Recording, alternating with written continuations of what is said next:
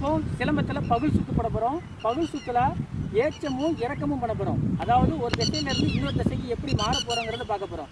இதில் என்ன எதுக்கெல்லாம் ட்ரை பண்ணலான்னா அலங்காரத்துக்கும் ட்ரை பண்ணலாம். ரெண்டாவது பாவலால் படை வீச்சில் பகுல் சுற்றுக்கு அப்புறம் அறுப்பு வீச்சிலையும் அதை பயன்படுத்தலாம். அது எப்படிங்கிறத முதல்ல நான் போட்டு காமிக்கிறேன். வெயிட் பண்ணுறேன், நான் போட்டு காமிக்கிறேன். முதல்ல பகுலில் அலங்காரத்தில் திரும்புறதுக்கான இதுதான். அடுத்து படை வீச்சில் போடும்போது இந்த அறுப்பு வீச்சாக பயன்படுத்தலாம். புரியுதா?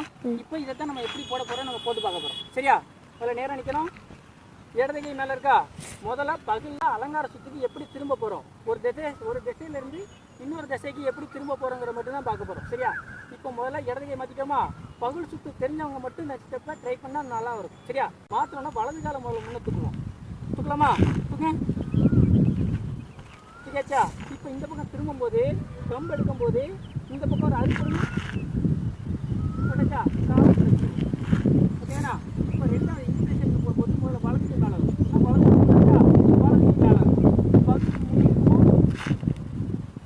இதமா இப்போ ரீச் பண்ணோன்னே கீழே பிடிப்போம். இப்போ இந்த பக்கம் பார்க்குறோம், ஒரு அறுப்பு போட்டவொடனே காலத்தில் இருக்குது. ஓகேண்ணா. முன்னாடி 1 அடுத்து 2ன்னு வச்சுக்கோங்க. பகுல் 1 அறுப்பு வந்து 2. ஓகேவா? பகுல் 1 அறுப்பு 2.